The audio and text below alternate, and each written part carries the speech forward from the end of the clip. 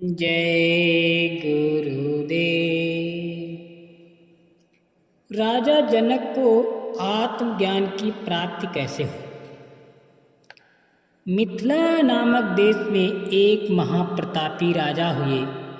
उनका नाम महाराज जनक था।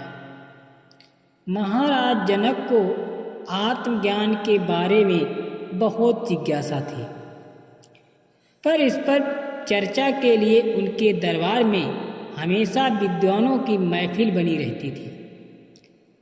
पर राजा जनक को जिस आत्मज्ञान की तलाश थी उसके बारे में कोई विद्वान उन्हें संतुष्ट नहीं कर पाता था। उन्हीं दिनों की बात है, राजा जनक ने एक रात में सोते हुए एक सपना देखा कि वो अपनी बहुत सारी सेना के साथ जंगल में शिकार खेलने के लिए गए हुए हैं। एक जंगली सुअर का पीछा करते करते राजा जनक बहुत दूर तक निकल गए। उनकी सारी सेना पीछे छूट गई और वो सुअर घने जंगल में बहुत दूर जाकर अदृश्य हो गया। राजा जनक थककर चूर हो चुका था। उनकी पूरी सेना का कोई पता नहीं था। अब राजा को बहुत तेज भूख प्यास लगने लगी थी। बेचैन होकर राजा ने इधर उधर नजर दौड़ाई तो कुछ ही दूर पर उन्हें एक झोपड़ी नजर आई जिसमें से धुआं उठ रहा था। राजा ने सोचा कि वहाँ कुछ खाने पीने के लिए मिल जाएगा। वो झोपड़ी में गए तो देखा कि झोपड़ी के अंदर एक बुढ़िया औरत बैठी हुई थी। राजा ने कहा, मैं एक राजा हूँ, मुझे कुछ खाने के लिए कुछ दे दो, मैं बहुत भूखा हूँ। बुढ़िया ने कहा कि इस समय खाने के लिए कुछ नहीं है और मुझसे काम नहीं होता, लेकिन यदि तुम चाहो तो वहाँ थोड़े से चावल रखे हैं, तुम उनको पकाकर खा सकते हो।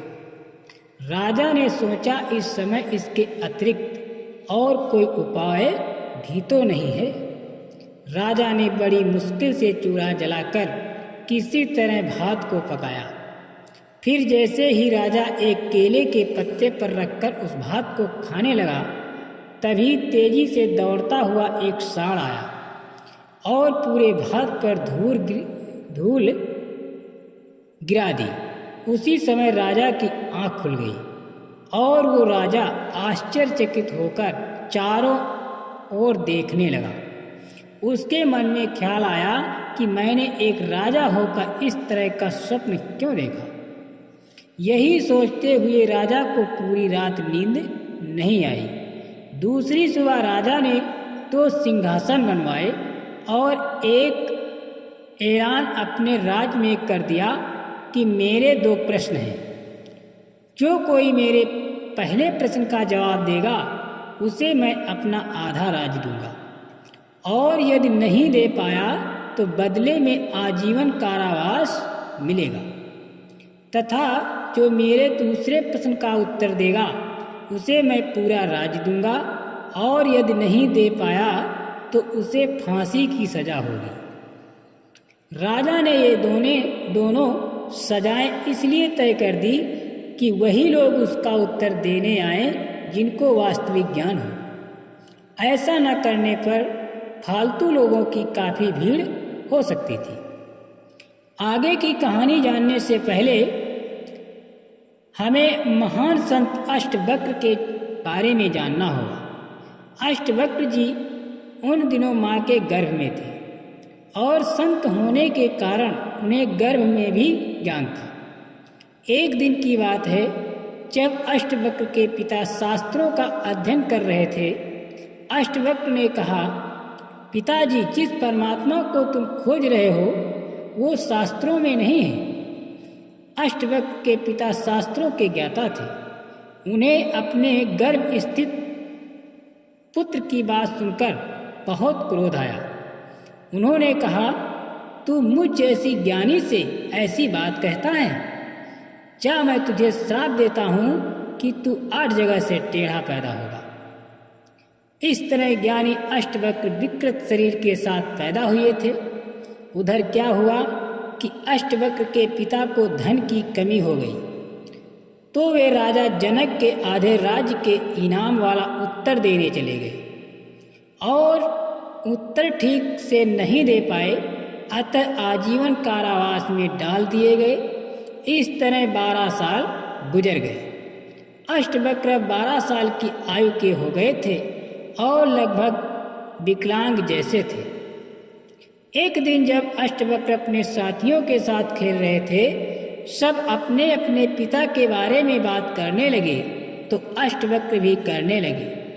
अब क्योंकि बच्चों ने उनके पिता को जेल में पड़े होने के कारण कभी देखा नहीं था, इसलिए सब बच्चों ने उन्हें झिड़क दिया कि झूठ बोलता है, तेरा पिता तो कोई नहीं है,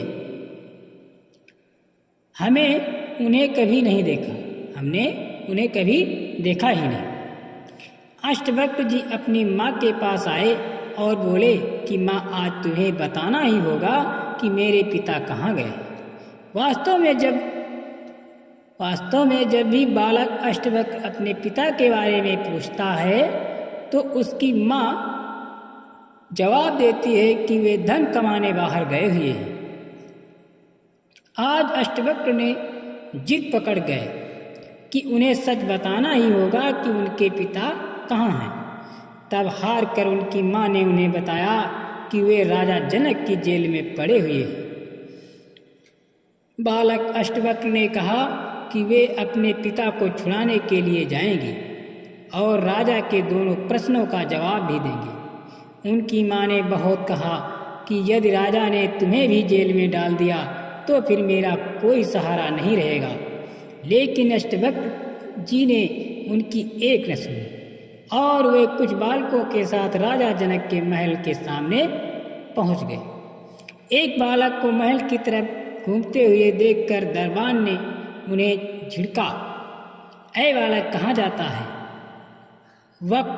वक्र जी बोले, मैं राजा जनक के प्रश्नों का उत्तर देने आया हूँ, मुझे अंदर जाने दो। दरबान ने बालक जानकर उन्हें रोकने की बहुत कोशिश की। तब अष्टवक्र ने कहा कि वो राजा से शिकायत करेंगे, क्योंकि राजा ने घोषणा कराई है कि कोई भी उनके प्रश्नों का उत्तर दे सकता है। ये सुनकर दरबान डर गया। वो समझ गया कि ये बालक तेज है, यदि इसने मेरी शिकायत कर दी तो राजा मुझे दंड दे सकता है, क्योंकि ये बालक सच कह रहा है। उसने अष्टवक्र को अंदर जाने दिया। अंदर राजा की सभा जमी हुई थी। अष्टवक्र जी जाकर सीधे उस सिंहासन पर बैठ गए जिस पर बैठने वाले को राजा के दूसरे प्रश्न का जवाब देना था और इनाम में पूरा राज्य मिलता, तथा जवाब न देने पाने की दशा में उन्हें फांसी की सजा मिलती। एक विकलांग बालक को देखा। बालक को ऐसा करते देख सब आश्चर्यचकित रह गए और फिर पूरी सभा जोर जोर से हंसी। उनके चुप हो जाने के बाद अष्टवक्र जोर से हंसे। राजा जनक ने कहा कि सभा के विद्वान क्यों हंसे ये तो मेरी समझ में आया, पर तुम क्यों हंसे ये मेरी समझ में नहीं आया। अष्टवक्र ने कहा, राजा, मैं इसलिए हंसा कि मैंने सुना था कि आपके यहाँ विद्वानों की कमी नहीं। ये सब तो चमड़े की परख करने वाले चर्मकार मालूम होते हैं। अष्टवक्र के ये कहते ही राजा जनक समझ गए कि ये बालक कोई साधारण बालक नहीं है। लेकिन अष्टवक्र के द्वारा विद्वानों को चर्मकार कहते ही सभा में मौजूद विद्वान भड़क उठे। उन्होंने कहा, ये चपल बालक हमारा अपमान करता है। अष्टवक्र ने कहा, मैं किसी का अपमान नहीं करता, पर आप लोगों को मेरा विकलांग शरीर दिखाई देता है। विकलांग शरीर होने से क्या इसमें विराजमान आत्मा भी विकलांग हो गई? क्या किसी भी ज्ञान का शरीर से कोई संबंध है? उनकी ये बात सुनकर पूरी सभा में सन्नाटा हो गया।